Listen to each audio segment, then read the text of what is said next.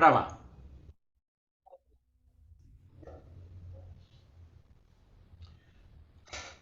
Como é que é, rapaz? É Antônio José. Você é meu xará? Dias Cavalcante, mas é Cavalcante com E, rapaz. Ó, Com é E. Cavalcante ou é Cavalgar? Cavalcante. Antônio José Rodrigues Cavalcante, não é? Cavalcante. É, É dos esse, pobres e esse, oprimidos. Não é da esse elite pernambucana.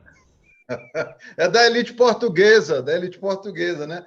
Diz É, a lenda que esse Cavalcante com E é o pessoal ali daquele lado ali de Fortaleza, Ceará. E aí quem é de I é João Pessoa, a Paraíba e Recife. Quem é Cavalcante com I? porque dizem que lá em Pernambuco, diz que a Paraíba é o maior município de Pernambuco. E diz que Cavalcante com I é Cavalcante, Cavalcante com E é Cavalgado. Sabia dessa? Mas deve ter sido alguma nomenclatura, né, na época que a gente fugiu lá das terras lá para poder, enfim, nós somos os cristãos novos, é isso aí. O Antônio, seu Antônio, que lá no sertão a gente chama, ninguém chama de Tom, não. Como é que apareceu esse Tom? Porque a gente chama de seu Tom, seu Antônio, Toninho, Toninho. Toninho, Você o nunca foi Tom, Toninho, Antônio, Toninho. O Tom, ele aparece, engraçado, Neumann, ele aparece, primeiro é uma alegria estar aqui com você, é um prazer. prazer é O mais Tom, meu. O Tom aparece quando eu ingresso no rádio, quando eu começo a fazer as primeiros movimentos para entrar no rádio em Fortaleza. E aí o nome Antônio José Rodrigues Cavalcante não ia dar legal para ser um apresentador de FM, né? Então, sugeriram para mim, um amigo sugeriu, assim, por que você não diminui esse Antônio aí e coloca Tom Cavalcante? Aí eu gostei, eu digo, é uma boa. E aí nasceu o Tom Cavalcante no Rádio FM com 17 anos, eu ainda com aquela voz, com aquela Mudando a voz voz, variando, mudando a voz. ZYC 478, Rádio FM Oh, oh, 93, aquela oh. coisa assim. Ô, seu Antônio, quer dizer então que eu pensava que o seu herói na tua infância era o Tom. Mas você torcia pelo Jerry, é? Você torcia pelo Tom É, ou pelo Jerry? Hein? pelo GR, né? Pelo GR É, que, todo mundo torcia. na verdade, pelos dois, porque eram assim duas imagens muito que chamavam muita atenção na infância, o gato e o rato, aquilo ali é minha infância toda, está impressa em mim, tá? É muito legal. Escuta, e você torcia pelo Pica-Pau ou pelo Leôncio? Pelo Tem um, pica-pau. tem um amigo meu, tem um amigo meu que infelizmente se foi e não foi por causa da Covid, foi idade mesmo, mas Leôncio Martins Rodrigues, uma grande cabeça. Aí ele dizia assim, Zé Neumann, você é mal como o pica-pau. É porque ele era o Leôncio. Mas me conte Que aí, barato. é, e você torcia pelo Roy Rogers, pelo Hopalong Cassi. Você via Faroeste lá em Fortaleza, não? Em Sim, 63? sim. Eu nasci em 62. Com 62, com 5 anos, 6, eu já comecei a ver televisão preto e branco pela TV Ceará Canal 2, e aí comecei a despertar a curiosidade para assistir Roy Rogers, Rato no Deserto, né? Era Viagem ao Fundo do Mar, Perdido nos Espaços, aquela Perdido coisa. no espaço. Qual era a tua favorita? Qual era o teu favorito? Eu gostava muito dos filmes de cowboy, realmente. Bonanza. Bonanza, Bonanza. Bonanza foi uma série Você que sabe, você influenciaram sabe o que teu estilo? Influenciaram o teu sim, estilo? sim. Tem só abrindo um parêntese, tem uma história que o papai me contava que ele assistiu tanto o filme do Roy Rogers no Cine São Luís em Fortaleza que tinha uma cena do filme que o Roy Rogers se virava e atirava. Então ele sincronizava isso e deixava o cinema todo espantado, porque quando ele sabia que segundos antes do Roy Rogers virar e atirar, ele levantava e gritava: "Atira, covarde!" E o Roy Rogers virava na tela e pá! Pá! Aí ele caía dentro do cinema. Então esse era um alvoroço. Escuta, qual é a profissão do teu pai?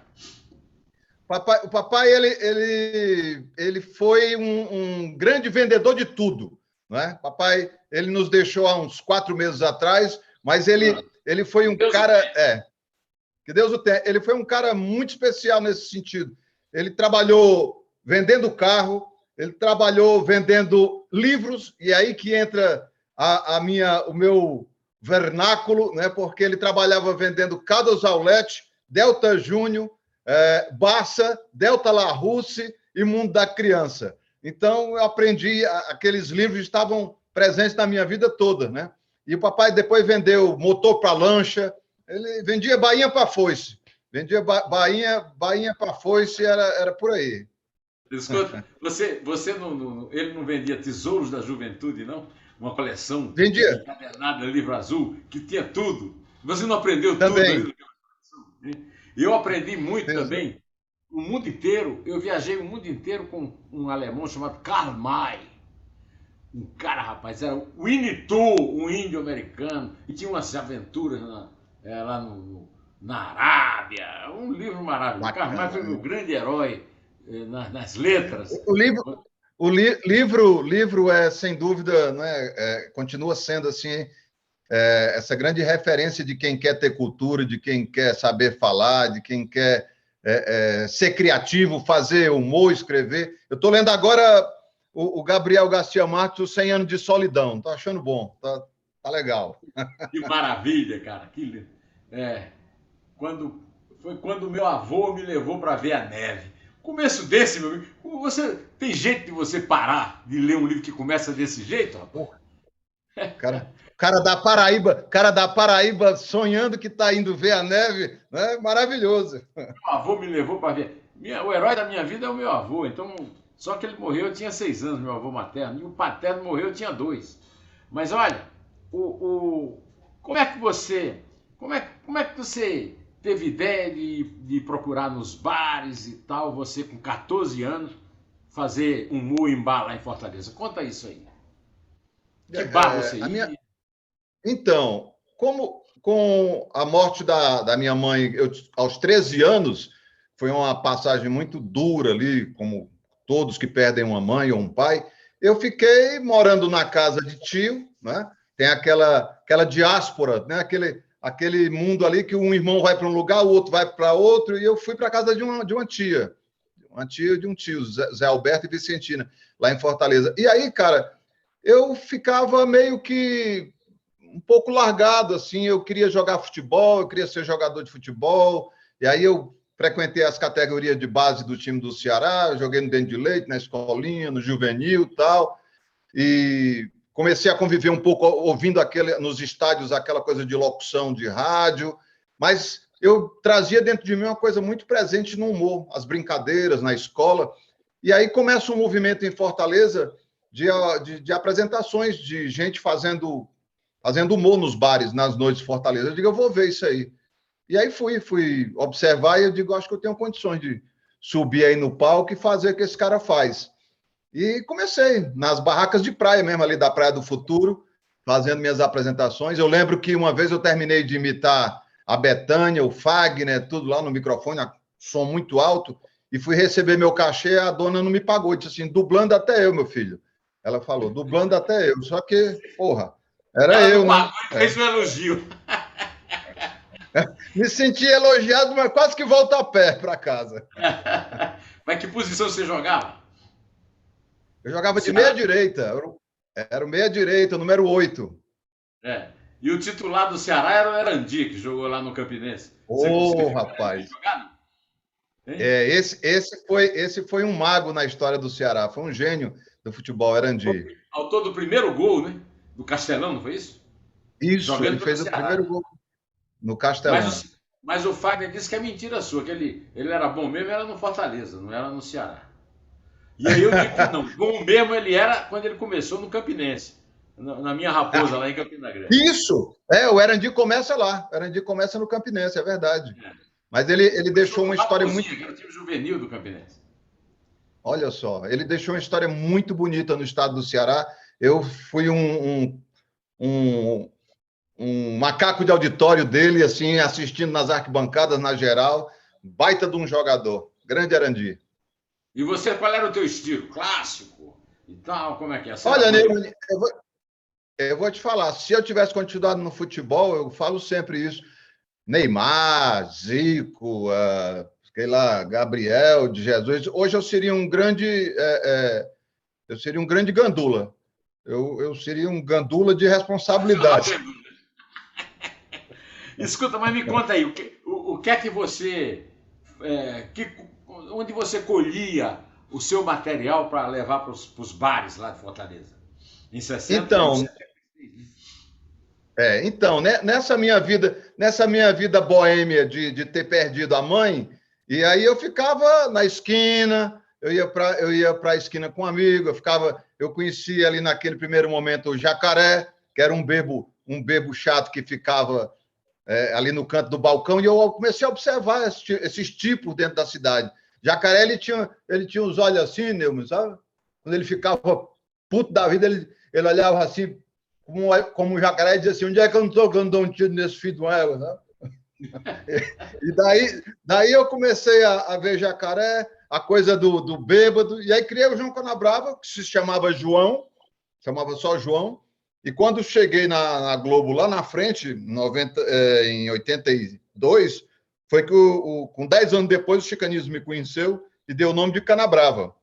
E aí o Mas João aí, né? Canabrava estava pronto.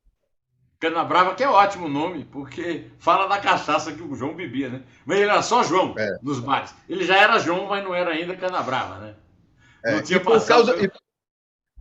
por causa do futebol que eu frequentei, que eu vivenciei nos estádios, eu aprendi, né, a fazer aquela narração de palhaçada do Canabrava, né? Aprendi a meter o dedo na boca. Criança, vagabundo da Tarica, na Santa Vera Paz, modo que este Brasil, Zilzinho, você está ligado à audiência, se conquista com inteligência. É você e Neumann na sua live, agora você vai assistir a partir do meio-dia, pelos canais da web de Neumann. Você é ligado na programação Sucesso, trabalhava para Neumann. Ajeita a bola, tocou na ponta direita, voltou para Fagner, voltou para Arandi, pode matar no peito, trabalha a bola, ajeita a bola, voltou para Neumann, cabeça no canto, é gol! Gol! É isso. Bom, mas antes de. Isso aí, você já fazia essa narração nos bares lá? Já Qual é o seu fazia. grande sucesso nos bares? Que bares Cara, você trabalha? Eu frequentei o Cais Bar, frequentei o Chopin Bar, que era Chopp, né? Na realidade, era Chopp Bar.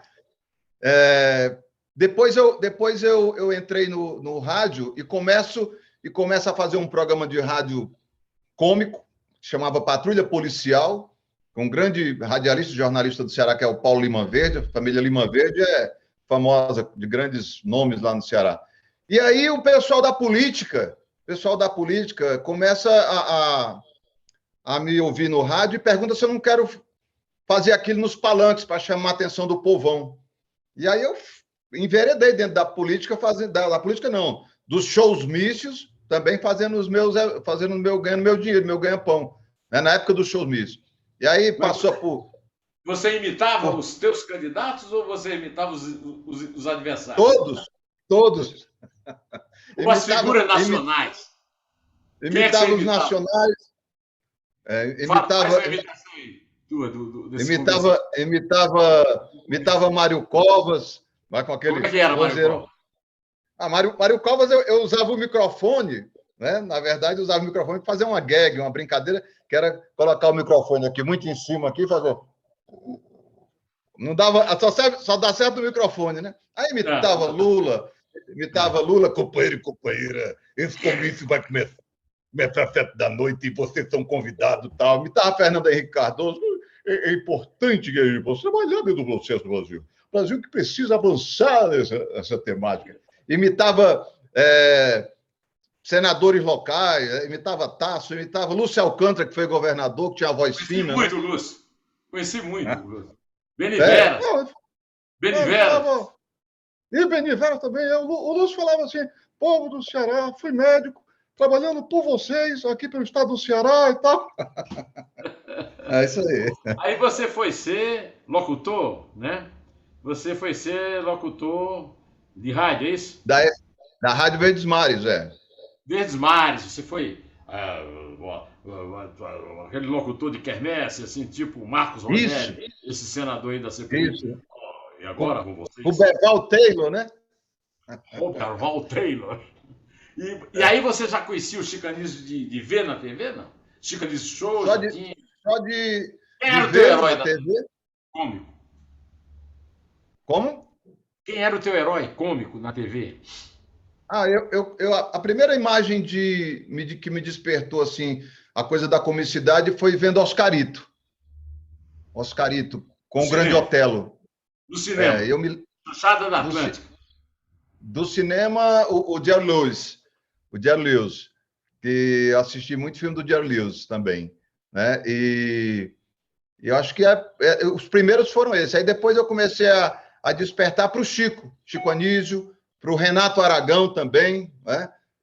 A minha preocupação no Ceará, eu tinha uma informação de que o Renato havia saído do Ceará para ser artista aos 47 anos, deixando o Banco do Brasil, do Banco do Nordeste.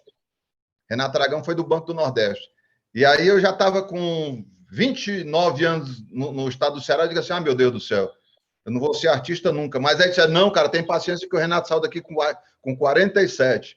Aí eu digo, então, PC, então deixe comigo que vai dar certo da poltrona. É isso aí, PC.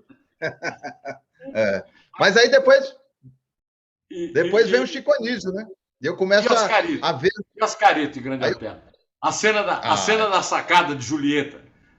Então... Era Julieta no filme, na chanchada. Fantástico. Oscarito engoliu uma vez um apito, era muito engraçado também a cena dele respirando e o apito apitando dentro dele, a polícia atrás dele, é muito bom. E aí eu começo a ver o Chico Anísio e começo a imitar os personagens do Chico na escola. Então, assim, isso... Comecei a entender que fazer humor era bom, que as pessoas riam com as minhas brincadeiras. Então, assim, todos os personagens do Chico eu passava em revista. Que escola você fez? O que é que você estudou? Eu fui um bom aluno, na verdade, mas quando cheguei, depois de um ano na faculdade de letras, eu sartei fora, né? Eu fiz a Universidade Federal do Ceará um ano só, letras, e aí saí porque já estava no rádio ganhando um dinheirinho, já vislumbrava ir para o Rio de Janeiro, porque queria vir para o Rio de Janeiro, e aí larguei tudo e o que tinha de aprender, eu tinha aprendido já da literatura, das coisas, enfim. Desses caras aí que você falou, fui muito amigo do Otelo, do Grande Otelo. Na minha opinião, um dos maiores gênios da história do teatro, do cinema, do teatro de revista no Brasil. E era um grande companheiro de cachaça. Tinha um amigo meu, Chico Dias, que é jornalista, mora lá em Brasília, e ele era muito amigo do Otelo. Então a gente ia para o Rio beber com o Otelo e enganar uma mulata que era mulher dele, uma mulata bonita, que era atriz. Enrolar, ia pegar ele na saída do teatro para ir beber com o Otelo, ele não podia beber. Ele era bom de bico. Escuta, e aí você foi para o Rio. Como é que você decidiu ir para o Rio? Então, eu fico no rádio de 85, eu fico ali pelo rádio e tal. Aparece, olha que coisa interessante, aparece a oportunidade de gravar um comercial do Chico Anísio na rádio, porque ele ia fazer show em Fortaleza. E caiu no meu horário. Como eu era locutor também de fazer os comerciais, de gravar, caiu na minha mão, no meu horário, os comerciais do Chico Anísio. E eu gravei aquele comercial. Nesta quinta-feira, sexta e sábado, no Centro de Convenções, Chico Anísio, Chico Total, você não pode perder e tal. E aquela gravação, o Chico chegou a ouvir e gostou. Aí eu juntei aquela gravação do locutor com as vozes que eu já fazia, do velho, da mulher, do bebo, juntei tudo numa fitazinha cassete, descobrindo onde era o Chico Anísio. Não, eu descobri onde é que ele estava em Fortaleza. Mentira? Descobri. Então, ele estava na casa de praia de um primo dele lá no Icaraí, lá na praia. Aí eu peguei o chevette da tia, fui bater lá, um gravador debaixo do braço, desci, fiquei ali na porta da casa de praia, o vigia, né? Não tem segurança na época, não era vigia. O vigia disse assim, o que é, garoto? Eu digo assim, não, eu queria... Eu vi o Chico Anísio ao longe, lá na piscina. Eu queria mostrar essa gravação para ele. Ele disse, não, aqui não, perturbar ele não, porque ele está em repouso aí, está nas férias dele. Só que o Chico me viu lá de longe com um gravador debaixo do braço. Ele falou, o que é, meu filho? Pode entrar, pá. E lá vai eu entrando com aquele gravador na mão, nervoso, num voo cego. O Chico Anísio diz, tudo bem, o que é isso aí? Eu digo assim, não, isso aqui umas vozes que eu faço, uns personagens. E liguei aquilo na tomada e ele ouviu aquilo em silêncio, assim, uns 5 minutos. E eu só observando ele, ouvindo, e tinha voz de tudo ali. E daqui a pouco ele falou assim, é você que faz essas vozes todas? Eu digo, é. Ele disse, quer trabalhar comigo? Aí eu digo, isso tá de brincadeira, né? Eu estou te convidando para trabalhar comigo, pô. Você escreve? Eu digo, escrevo. Mentira. Nunca tinha escrito uma linha na minha vida de nada. Né? Você escreve, eu nervoso digo, escrevo. Cara, desse período, olha que loucura, desse período, dessa cena, corta essa cena e nunca mais eu vi o Chico Anísio. Passa 1 ano, 2 anos, 3 anos, 4 anos, aí eu volto ao Rio na busca de encontrar o Chico Anísio, ficando ali na porta da Rede Globo, na padaria Século XX, nada. No 5º ano, sem encontrar esse Chico Anísio, perdi telefone, perdi tudo, é que eu conheço o Fagner, e o Fagner, lá em Fortaleza, eu passo a conhecer o Fagner vamos para o Rio de Janeiro, que a gente encontra ele lá através do Zico, que o filho do Chico, o Bruno, o filho do Chico jogava no time do Zico, lá da categoria de base lá da escolinha do Zico. E aí, cara, o Zico imediatamente nos atendeu, assim, pode deixar que eu marco lá para vocês irem e tal. E o Zico marca um encontro no campo lá do CFZ, e a gente encontra aí. Porra, naquele dia foi um dia histórico para mim, porque o Zico disse, tá aí o cara que tu tá procurando, é esse? Aí o Chico olha para mim e diz, pô, você me procurou mais, cara, ele me procurou, onde é que você andava? Eu digo, eu que lhe procurei, não lhe encontrava, rapaz. E aí amarramos as pontas. Aí surgiu de repente o João Canabrava, como é que foi? Porque aí não. Esse tempo era Chico Anísio Show, né? Um programa revolucionário, né? Você chegou a fazer Chico Anísio Show? Não, só escrevia.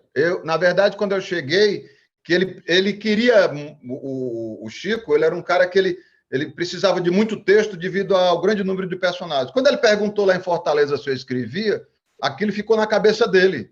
Esse menino escreve, porque ele faz essas vozes todas. E aí ele me chama para... Eu começo a ganhar meu primeiro dinheiro escrevendo para o Chico, só que eu não sabia escrever, não sabia roteirizar, não sabia nada. E aí eu ligo para Fortaleza, tem o Nonato Albuquerque, grande jornalista, escritor. Eu digo, Nonato, aconteceu o seguinte, o Chico está me chamando para escrever os personagens dele, já mandou aqui para me pedindo painho, já mandou pedindo pantaleão, e eu não sei, não tenho nenhuma máquina datilográfica aqui. Ele disse, pode deixar que eu faço.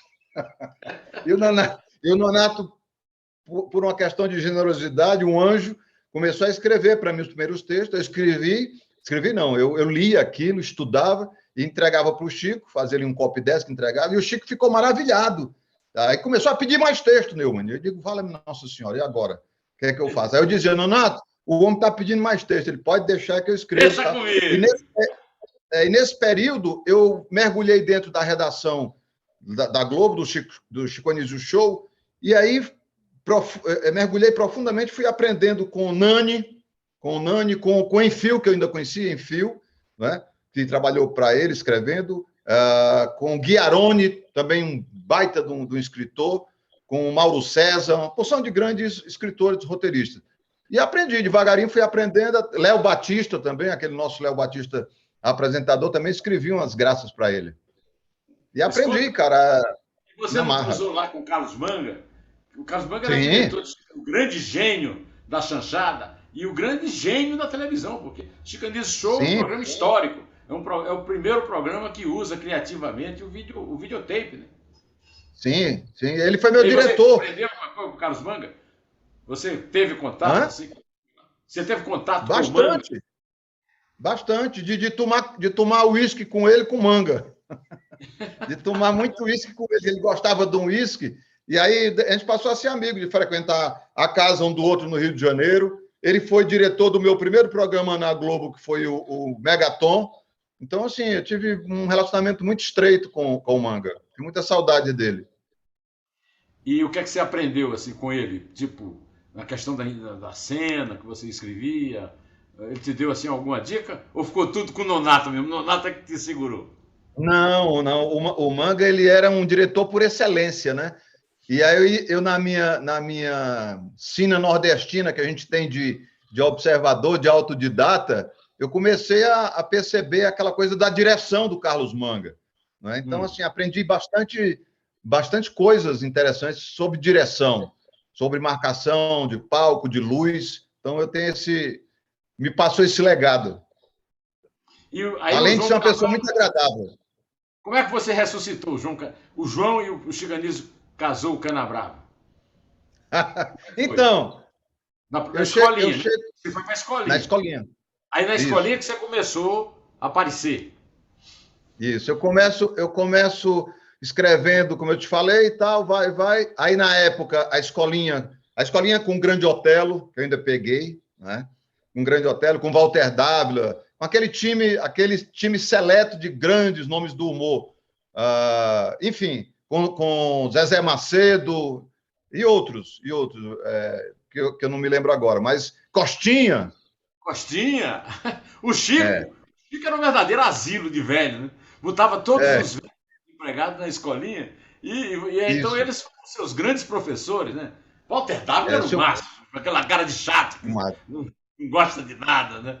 O Costinha, era, aquela figura debochada, né? E você aprendeu com todos eles? sim, bastante, muito, muito, muito.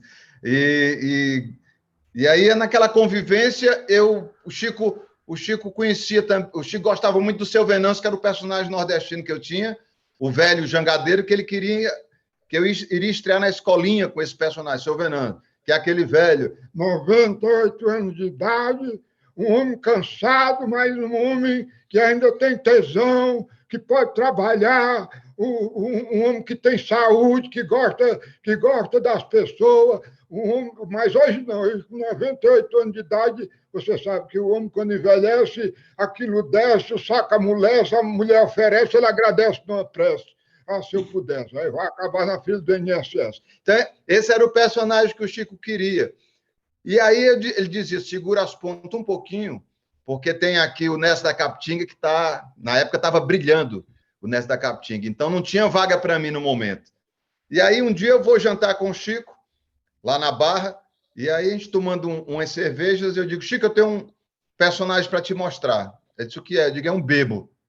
É um bebo. Aí ele disse, como é que é o bebo? Aí eu comecei a fazer o bebo. Eu digo, Raimundão, gente fina, vamos tomar é melhor para a nossa vida, porque quem bebe não tem verme, e não sei o quê. E comecei aí narrei. Ele disse, nós vamos estrear com este bebo aí daqui a 15 dias. Pode anotar aí.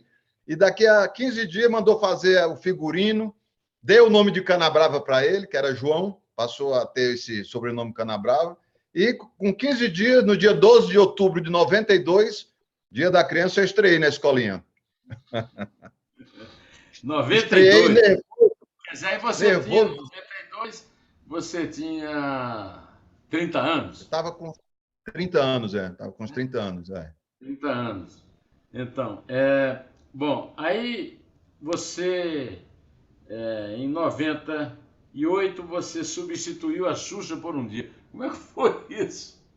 Você substituiu a Xuxa por um dia. Ela estava grávida, né? Ela estava gestante e aí a Marlene Matos, na época, com a Xuxa, me convidaram para substituí-la no domingo lá. E deu maior audiência dos convidados. Não foi só eu que fui convidado, não. Como ela estava um período fora da TV, então foi Zezé de Camargo apresentou, Ivete Sangalo apresentou também o programa dela, só que o meu deu um ibope tremendo. Foi muito bom. E o que é que você fez? Você imitou a Xuxa? Você imitou a Xuxa? Imitei Xuxa, aquela voz fina dela. Oi, baixinhos, tudo bem? Vamos cantar Unido Unité. Imitei Clodovil entrevistando gente, uma confusão.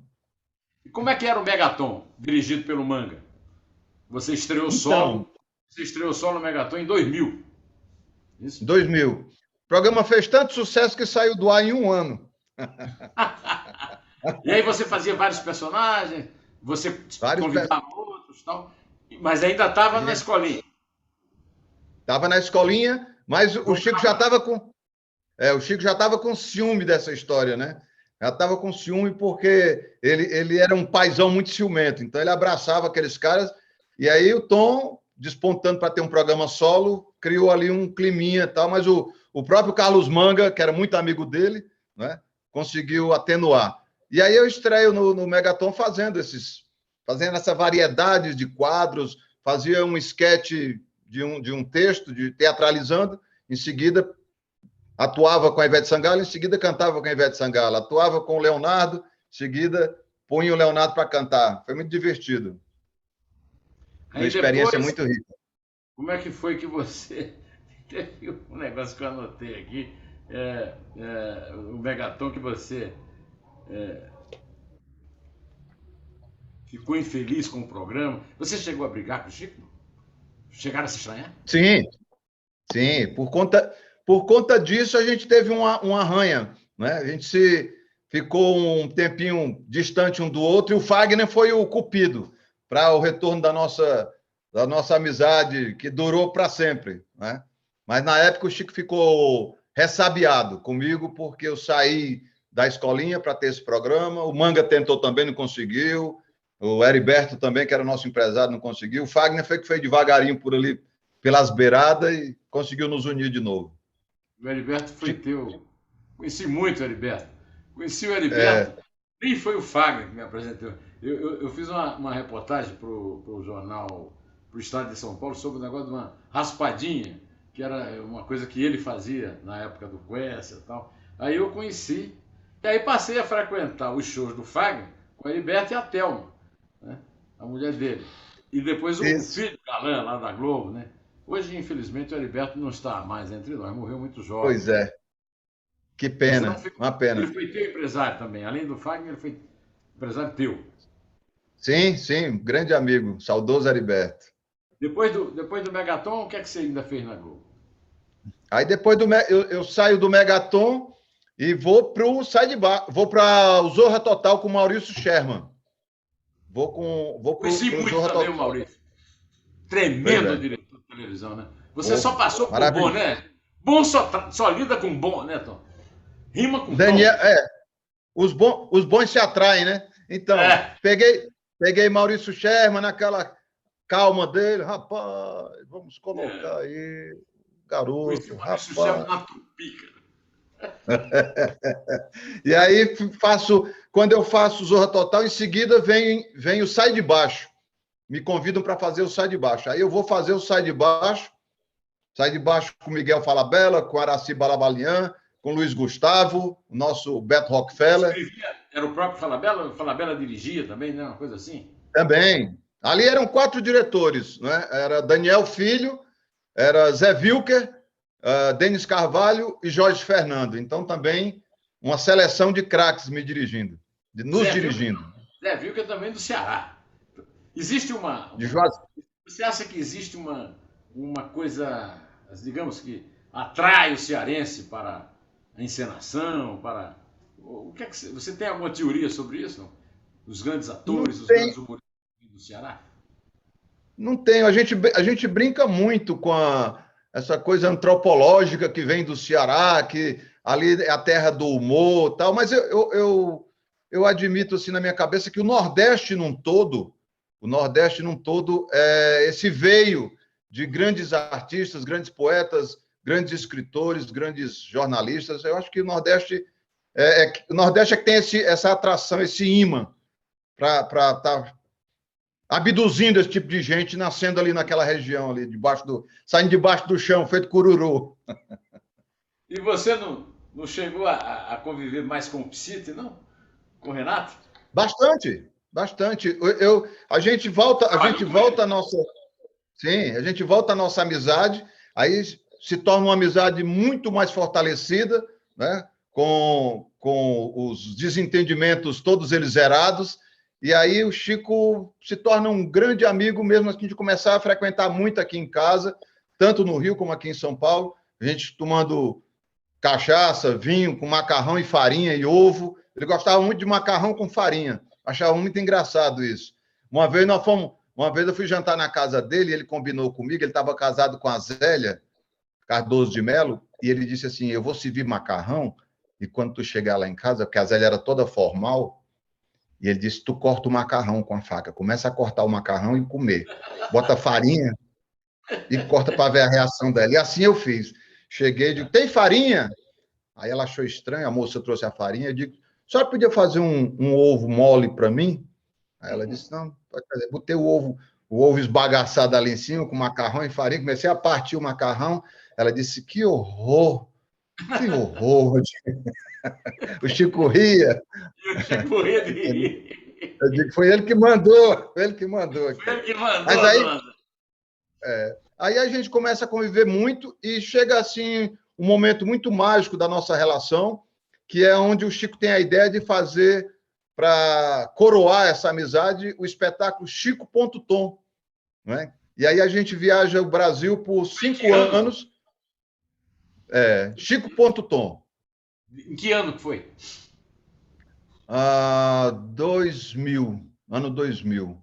2005, 2005, 2006, 2007, uma coisa assim. E aí depois o Chico vem a falecer. Mas a gente ficou juntos aí 5 anos. Ele fazia o solo dele, inicialmente, depois eu fazia o meu, depois, no final, juntava o Canabrava com o professor Raimundo. Aí a palhaçada era grande. E a plateia enlouquecia. E vocês viajaram o Brasil inteiro com isso aí. Viajamos. Um sucesso. Esse Olímpia, na época do Olímpia, aí foi uma loucura. A gente fazendo Olímpia ali, era lotação, era uma coisa assim, um sonho. Eu tenho esse material todo aí. Mas você pulou o Renato. Você estava falando do Renato, foi falar do Chico. E aí não voltou para o Renato. Tá. E aí, cara, eu tenho uma passagem com o Renato. Eu com 11 anos de idade, o Renato vai a Fortaleza e meu pai, que era de Sobral, consegue, através do Paulo Aragão, irmão dele, que aquelas crianças, eu e meus 2 irmãos, a gente fosse até a casa do Paulo Aragão, onde o Renato estava hospedado, conhecer o Renato. Foi muito engraçado aquilo.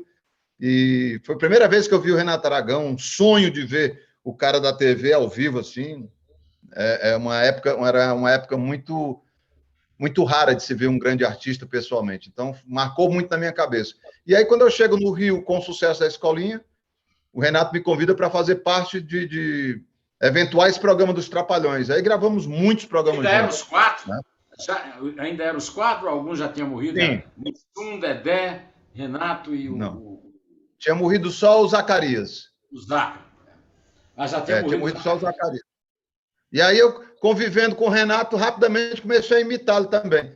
E aí a gente faz tem uma apresentação no Criança Esperança, que ele era embaixador do Criança Esperança pela Unicef, aquele ginásio de Ibirapuera lotado, e aí anunciam, senhoras e senhores, Renato Aragão. Aí entra eu.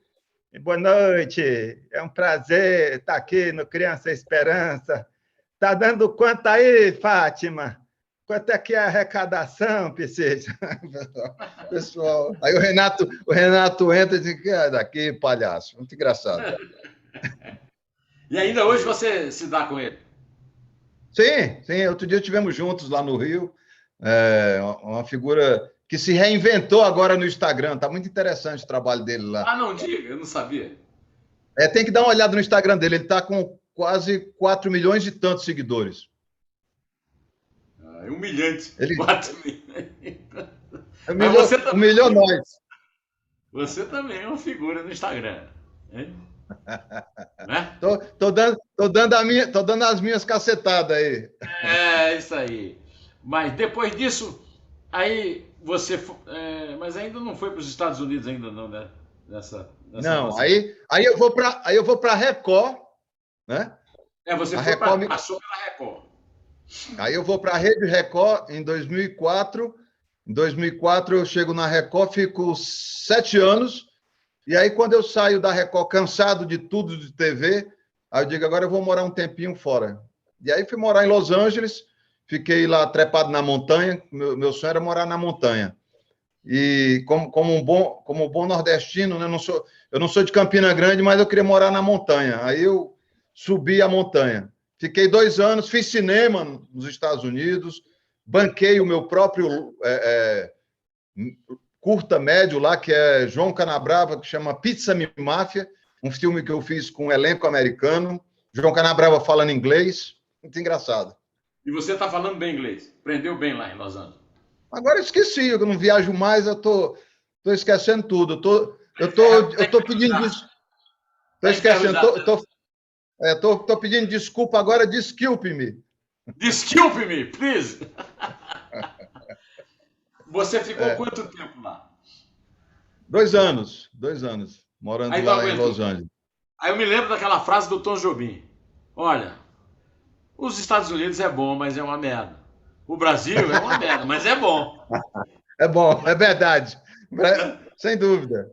Aí voltei, entrei no Multishow, vim direto para o Multishow, contratado para fazer programa no Multishow. E aí já fiz, acho que uns 5 programas no Multishow. Já fiz Partiu Shopping, já fiz Doutora Darcy com a Fabiana Carla, já fiz Multitom, já fiz uma opção de coisas. E voltei também, já fiz 3 filmes, desculpa. Já fiz Passas 1, com Tiro Lipa, Whindersson Nunes, Bruno De Luca. Fiz Passas 2, foi um sucesso de bilheteria. E fiz o reencontro do Sai de Baixo, do elenco do Sai de Baixo, que a gente colocou no cinema também. E acabou tudo. Aí parou tudo. Aí você já. Tudo que você está fazendo hoje é você que escreve. Ou você tem uma equipe de redatores? Não, hoje sou eu. Hoje eu escrevo meus shows, escrevo meus roteiros para gravar meus programas, meus vídeos do YouTube, da internet. Agora mesmo estou fazendo aqui um Caetano Veloso com a Solange Gaga, que é uma personagem popular que tem, a Gaguinha de Ilhéus, né? E ela vai fazer uma proposta para cantar na live do Caetano. O Caetano está pé da vida com ela, né? Enfim, tá ficando engraçado. Ela diz, o Caetano começa a cantar e diz: o que é que você faz? Você canta que música minha? Eu vou cantar e você me acompanha, assim. Um amor assim delicado. E ela fala du, é a percussão, sabe? Solange Gaga, muito bom. Olha, eu tenho um filho bebê de 2 anos e ele adora Lady Gaga. Esse fode, rapaz. A menina. Eu vi esta Lady Gaga de perto lá em Nova York. De pertinho lá. Canta muito, hein, cara? Não tem nada de Gaga, viu? Não, né? Não é Gaga, não. Não. Canta muito. Você nunca teve um Gago importante na sua vida de humorista? Porque o Gago, você lembra do samba do Noel, né? O Gago é o samba do Gago, né? Do Noel Rosa. Você nunca teve um Gago na sua vida? Não, já tive um fanho. Eu tenho um fanho, né? Personagem que faz muito sucesso. O fanho? Fala aí. Fala, fanho aí. Não, fala aí. Eu gosto de motel. Eu gosto de no motel, né? Então, eu gosto de transar. As piadas do fanho são impróprias para o horário. Impróprias para o horário. O nosso horário aqui é sempre impróprio. Escuta, e em 2015 você assinou com um canal pago. Isso, que é o Multishow, né? O Multishow, né? E Multishow. 2016, programa A Casa dos Políticos. Aí, crítica política, corrupção, roubalheira, etc. Né? Aí a gente começou a fazer todos os personagens dentro de uma casa, que era a ideia de um reality. A ideia reunia Lula, Fernando Henrique, Geraldo, Dilma. E aí eu peguei os personagens. Alguns, fazia alguns. Os outros atores eu convidei, os que imitavam. Tem uma atriz nossa que imita a Dilma, que é perfeita, que é a Mila. Tem o outro que imita o Geraldo também, que é perfeito. E aí a gente fez essa Casa dos Políticos, apresentado pelo Pedro Bial, que era eu, né? Está começando mais uma Casa dos Políticos. Com a palavra Fernando Henrique, que estava na piscina ontem com Lula e tal. Aí vai lá e faz o quadro. Está no Multishow, hein? Quem quiser assistir, tá lá, Casa dos Políticos no Multishow. Você já cruzou com o Pedro Bial lá na padaria Aracaju, perto da tua casa, não? Ainda não, sabia? Eu fui no programa dele. Ele mora ali pertinho. Ele mora quase na esquina. Ah, é? Ele mora não sabia. Quase na esquina da Rua Bahia, né? Da Albuquerque Lins. e da rua, aliás, da rua Aracaju com a rua Maranhão. Ah, Tudo, tá. tudo nossa área nordestina, né? Aracaju, Maranhão. É, sim, Você sim. frequenta a Ceará Maria Aracaju? também é, frequento bastante. Eu fui no, é maravilhoso. Eu fui no Pedro Bial, eu fui de Michel Temer. Fui de Michel Temer lá. Coloquei um casaco e foi lá o Michel Temer falar sobre o processo da Constituição, falar sobre o processo das reformas que eu avancei desse processo, dizendo que as coisas acontecem no Brasil e do meu governo eram bem melhores, bem melhores. Mas tem que usar muitas mesóclises, hein, imitando o Temer. Hein? Mesóclise, bastante. Vernuzemos, É. muitas mesóclises. É. E Atirarei, agora? cairás. E agora, o que é que você fez uma sitcom, né? E agora 45 anos de carreira, né? Pois Como é que é, você, pois é. o que é que tá te motivando agora? Eu estou curtindo muito, eu entendi um pouco. Deixa eu acender essa. Vou sair do ar um segundo só para acender a luz aqui. Peraí. Ah, Pronto. Não precisa nem de edição. Aí, já voltei, nem não, precisa de edição.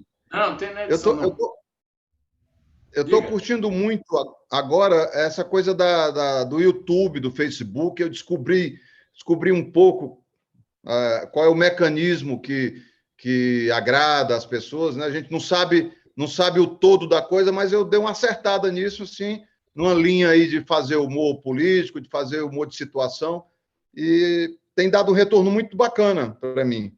E eu E aí você faz tenho um lives. estúdio, Você faz também lives. lives, também. Tem um estúdio aqui em casa, tem o Chroma, estende o Chroma aqui na sala, enfim, traz a câmera, um profissional grava comigo, tem a maquiadora, faço os personagens e tem dado muito certo. Quem quiser me acompanhar nos canais do YouTube é só linkar, dar like, como você diz, pode dar like, dislike, não tem problema. É isso aí. Mas como é que chama o teu? Tom Cavalcante mesmo, o teu Tom Cavalcante, canal do Tom Cavalcante. canal do Tom. Eu, Não faz tanto sucesso quanto o seu, mas está indo, está indo. pelo amor de Deus. Pelo E, amor de aliás, Deus.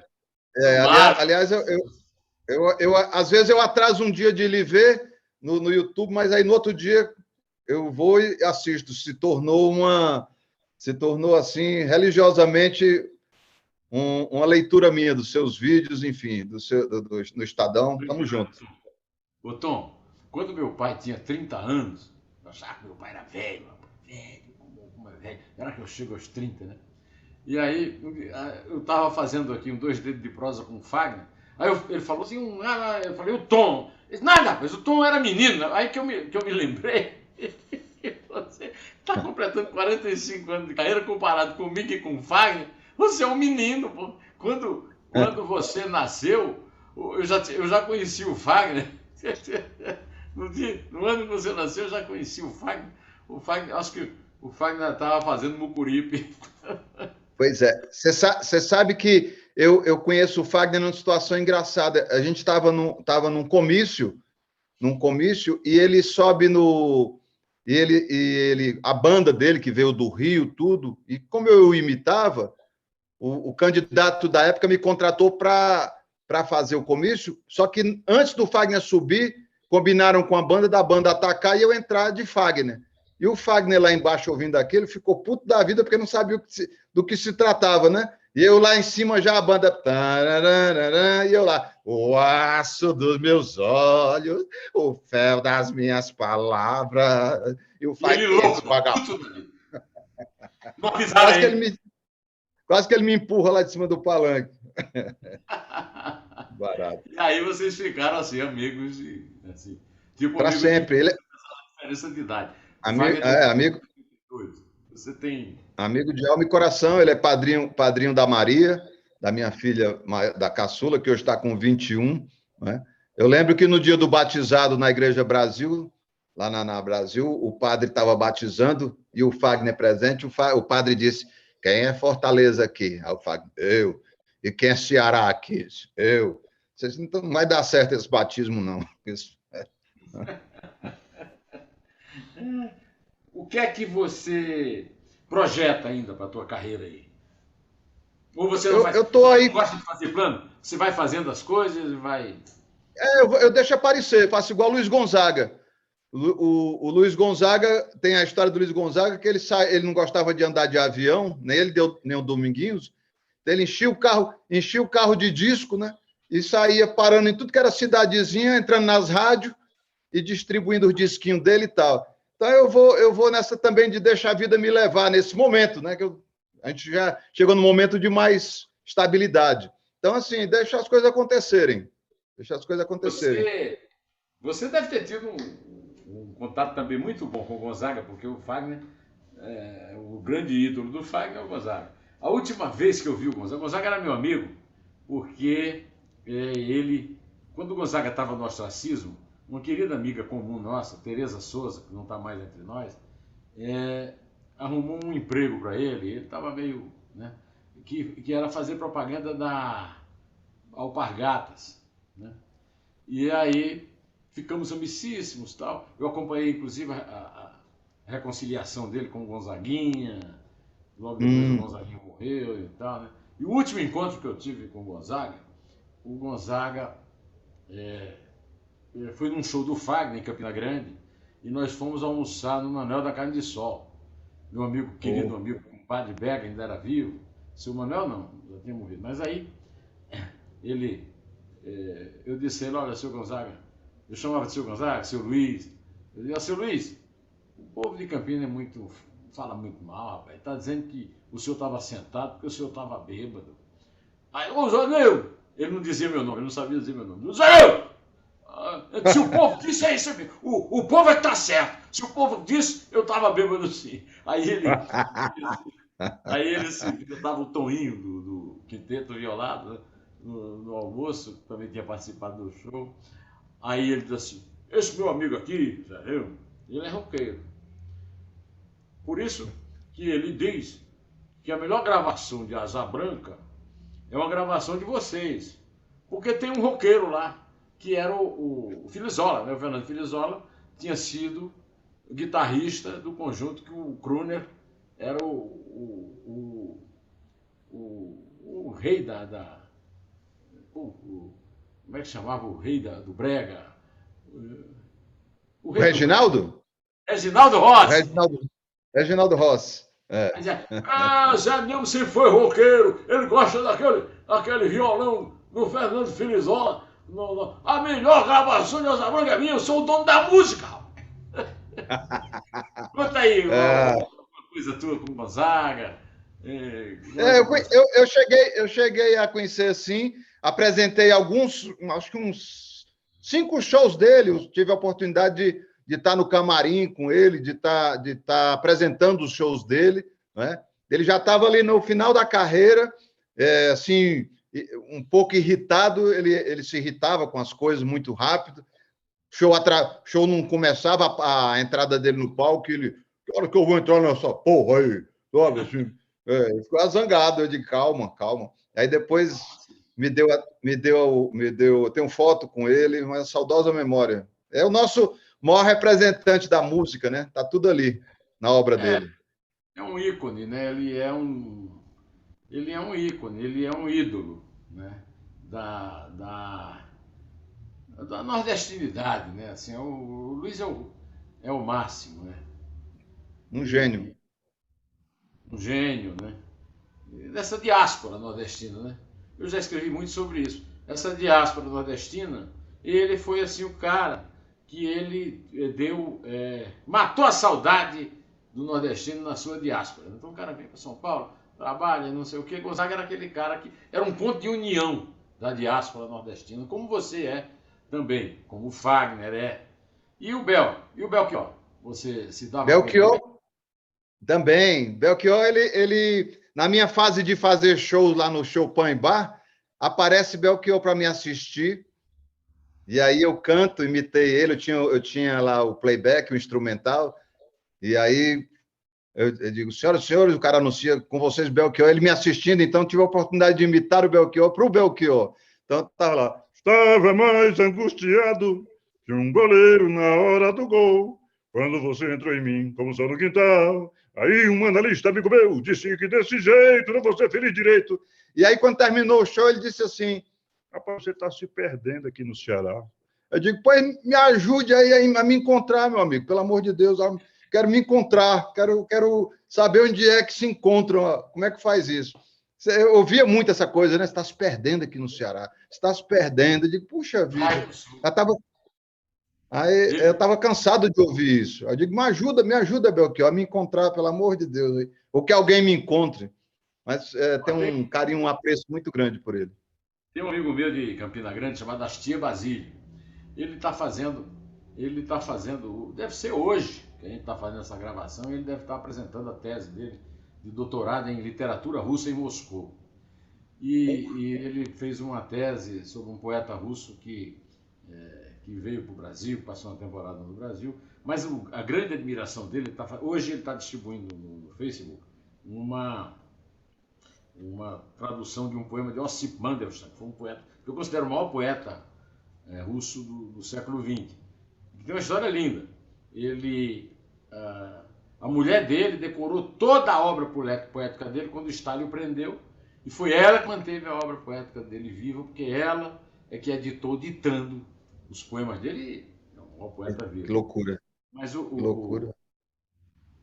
O Bel, né, ele vinha fazer um programa. Aí o Astier descobriu agora que matérias da Folha de São Paulo dos anos 70, em que o Belchior e o Fagner apareciam falando de violeiro, né? Que a grande influência deles era violeiro e tal. Sim. E eu contei para o Astier, tinha uma moça que era repórter da Folha, uma líder feminista, que tinha uma obra, e me arrumou para o Belchior morar na obra dela, lá no cemitério do Araçá, assim, lá em cima. E ele ia almoçar todo dia lá em casa. E a minha empregada, que era uma mulher lá do Iraúna, chamada Maria do Marinheiro, adorava o Bel. Fazia um feijão que ele achava... Um dia ele chega com um gravadorzinho todo lascado, e diz assim para mim: rapaz, a Elis vai gravar 2 músicas minhas. Olha isso. Aí eu falei: que música, Bel? Aí ele tocou com ele, né? Velha Roupa Colorida e Como Nossos Pais, né?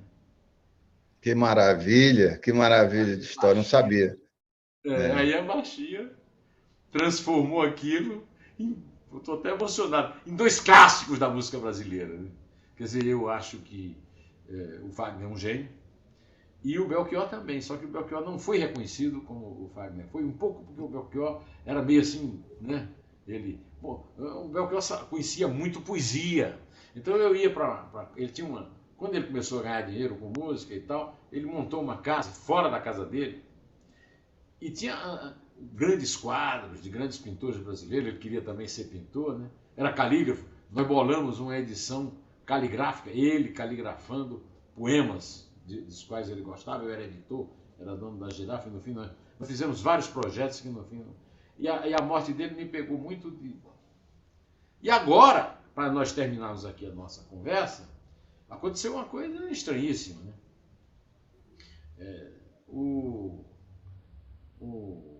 Emicida e o Pablito Vittar e mais fizeram uma gravação belíssima, e que tem um sampler do Belchior cantando um verso de Zé Limeira, que foi um verso que na verdade foi feito pelo Otacílio Batista, e que cantou esse verso na minha casa, e o Belchior ouviu e fez uma canção chamada um Sujeito de Sorte. E essa canção... Conheço, é linda. O refrão dela é a pandemia, bicho. No ano passado eu morri, mas esse ano eu não morro. Sim, é verdade.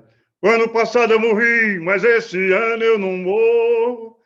Tenho cantado demais, Deus é brasileiro pra cachorro. Ano passado eu morri, deixa eu ver se eu lembro. Tenho chorado demais, tenho chorado pra cachorro. Ano passado eu morri, mas esse ano eu não morro. Presentemente posso me considerar um sujeito de sorte. É isso. Mas apesar de... Tem sorte. É isso. Isso é profético, é a pandemia. Mas vamos, você está aí se cuidando, trancado em casa e tal. Tô em casa me cuidando. Fico aqui com o meu leão. Deixa eu te mostrar o leão aqui. Vem Mostra cá. aí o leão. Aqui, ó, o meu leão. Aqui, ó. Aqui. Ô, rapaz, que beleza, hein? Que É o beleza. Riba. O Riba é um Golden, ele é um Golden Doodle, ele é Poodle e Golden. Eu trouxe dos Estados Unidos, está aqui comigo há 2 anos e é um companheirão, muito bom para acalmar. Golden é muito bonito. Golden é muito bonito. Golden é. Então, E o Arthur tá bem? o Arthur tá jóia, tá? O Arthur tá aqui, Pois a é. mãe tá querendo dar um cachorro para ele, mas eu ainda não, acho que ainda não tá na hora. Mas olha aqui, vamos terminar isso aqui, que você tem mais o que fazer. Eu quero dizer que é uma honra e uma alegria muito grande ter um gênio do humor como você, um vizinho Obrigado, nosso, meu irmão. lá do Ceará, Gentileza sua. Paraíba, um amigo do Fagner, um amigo do Zico, meu ídolo, o Arthur. Você sabe que o Arthur é uma homenagem dupla ao Zico, Arthur Antônio Coimbra, e ao Arthur Rambaud, o grande poeta, Sim. que traduziu o soneto. Escolheu bem. É isso. E a Está bem Isabel, protegido. tá aqui, ó. Aquilo lá é uma xilogravura de um cara chamado Ciro de Uiraúna. Ciro de Uiraúna, Isabel. É o melhor xilogravador do Brasil, Ciro de Uiraúna. Coisa linda. Tá dando para ver aí? Isabel? Dá, bem direitinho. É a dona Isabel aí, parabéns. Gênio. É isso aí, você também. Deus o acompanhe.